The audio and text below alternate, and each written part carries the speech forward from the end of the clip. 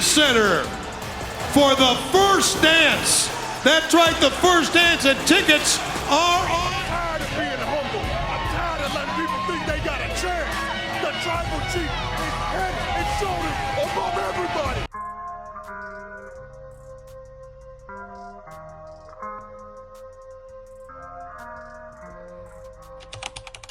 Hey guys, we're here at the Locker Room Toss Ring Scandal.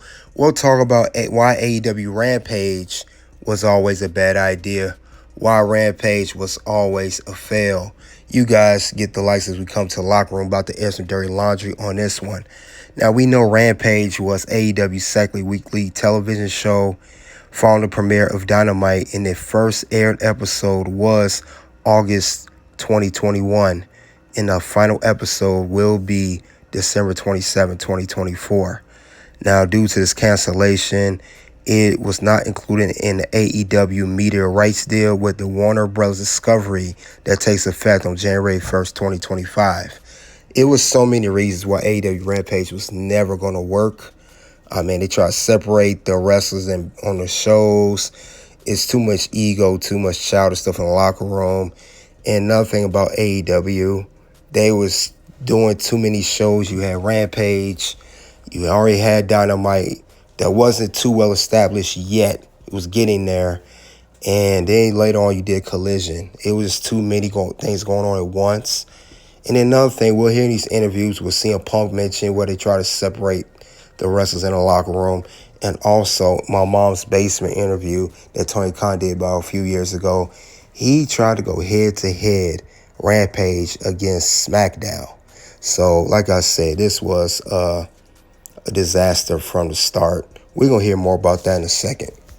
I guess I haven't, but that's the thing. So,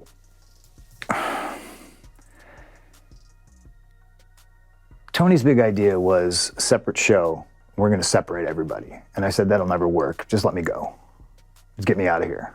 Just pay me my money. I've already been off TV. I hurt this arm. Just get me out of here.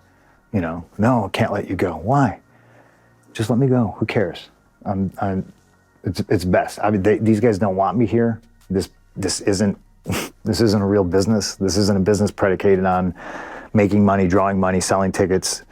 You know, doing business. It's not what it was sold to me as. So let me go. No, I can't let you go. I'm going to do this new show. You're going to have blah blah blah.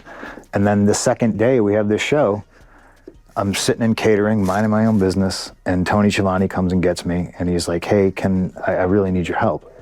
And I was like, what?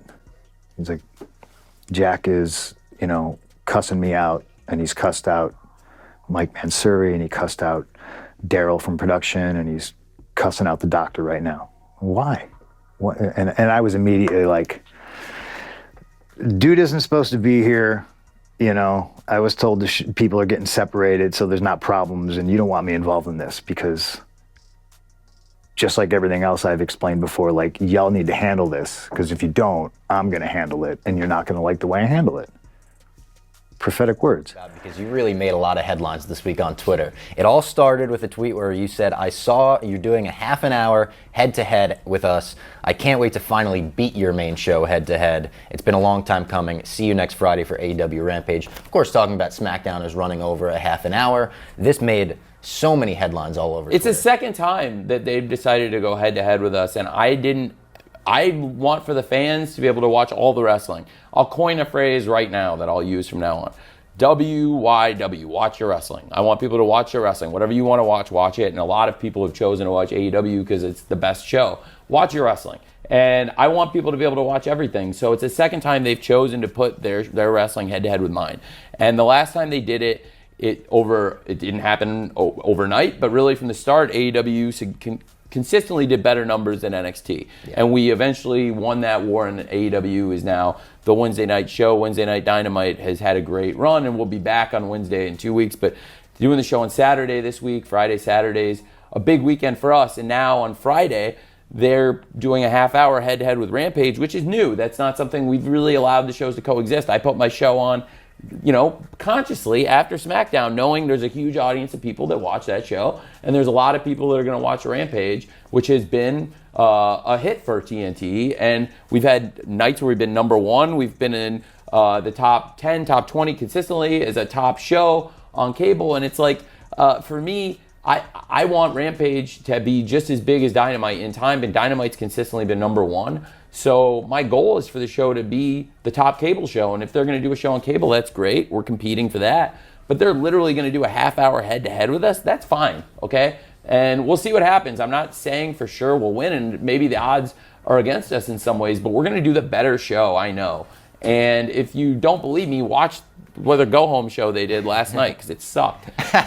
And talk that shit, yeah. Yeah, am I? Did you watch it last night? No, I didn't. Have you heard it was bad? Yeah, I did. Okay, and like that's the prevailing opinion is. I watched Scream last night for the first time. Good movie. I saw you said that, and you said like it hit the ground running. It's a great movie, and I'm glad you watched it. It's great. David Arquette's a really nice guy, big wrestling fan. Yeah, I mean, big wrestler as well. He's WCW champion. And he did Family Feud with our own Jungle Boy and Peter Avalon. And he's a great guy, David Arquette, but that's a great movie, and I'm glad you watched it because, like you said, it hit the ground running, and I saw you tweet that. What did you think about the rest of it? I thought it was fantastic. Great mystery, great acting, great, Bunch of false finishes. Bunch of false finishes, yeah, great. Absolutely. There's a great the original Scary Movie, the ones after it I didn't like as much, but the original Scary Movie is like a pretty good satire. Yeah, like the Was Up, right? Yeah, but not that. There's a bunch of like little moments. The Wayans brothers are pretty great. That like if you've seen the original Scream, there's like moments in the original Scary Movie you're like, oh, that's actually very fun satire. Yeah. I like the Wayans brothers. Speaking of things that we were tweeting about this week, you responded to one of my tweets, and this statement I feel like got a lot of traction on Reddit. It was all over like message boards, and you said Twitter is the child of the board and chat rooms that thrived during the 90s wrestling war, and that part of your business plan was recreating that competitive spirit, avoiding WCW's errors. As someone that was an internet wrestling fan in the late 90s, what was that like? Is it similar to today? It is in many ways. What's happening right now is similar to what happened in as the 90s went on. And right now I'd say we're into like the 96 phase, where like big free agent moves have started to happen. Like WCW started to get a lot of traction in 94 when Hulk Hogan and then Randy Savage later that year came over, and WCW built. They already had a nice foundation of stars, and then Nitro happened in 95, and really I think what's happening right now in many ways is similar, because in 96 there was a huge wave of free agency again, and even though not every business metric turned, you saw big growth for WCW, and it continued and continued. And I think had they not made some mistakes, but also they did a lot of great things along the way that nobody else has ever done, and still nobody's done in the history of the wrestling business. So you can't take those contributions lightly, but I think they would have had a much better chance to sustain and succeed and be around a long time had they not burned through a lot of the matches, which is something I'm very conscious of, and it's why I try to have a really deep roster, but do different matches that are exciting for the fans each week, but know that we're not going to burn through every combination of matches, because I think, first of all, we have maybe more young stars that we develop, and I think one of the mistakes WCW made in hindsight was they never got to see through the growth of their young stars. Yeah. Even if the company had stayed in business, Chris Jericho was gone, and Eddie Guerrero was gone. And can you imagine, for me, I think the young equivalent of those people, say like MJF, Darby Allin, Britt Baker, Jungle Boy, these people are really important, and they're part of AEW long term, both in my plans and literally under contract. Look at Adam Page, the return of the Joker, that big pop. Like, that's an AEW talent right there. And he was I think of him as a little more established. Everyone I named before I think of as a homegrown star. Yeah. He was obviously part of the Bullet Club and wrestled on big shows in New Japan, sure. And then, him coming in with Kenny Omega and the Young Bucks. But absolutely, he maybe made his name even more so in AEW. And what's happening with Kenny and Hangman right now is very exciting. Did you like the ladder match? Oh, I loved it. Yeah, it was incredible. I saw what you tweeted. I think you tweeted like everyone should put it on, right? Yeah. Thanks for tweeting that. That was organic, and I didn't know you were going to say that, but I'm glad you felt that way, because it was a great match, and it really delivered, I think. It feels like up there, it's like Feels like they're having a ladder match up there. they're on a rampage. It's like what's happening on Friday What night. the hell on is TNT going on up up there? Construction or something? No, I mean, you have a combination of those 6 guys and then the Joker in a ladder match. I was like, yeah, I know for a fact that this is going to be amazing. There's no chance it's not going to be. Thanks, man. What was your wrestling username on the message boards? I know you remember. I have a Coach Tony K. Coach Tony K. Oh, there you go. We have those interviews there. Talked about Rampage, how that and Collision. Also, another show that it's not going to work either. But I know Tony Khan, he said that he tried to go head-to-head with SmackDown. Always trying to badmouth WWE.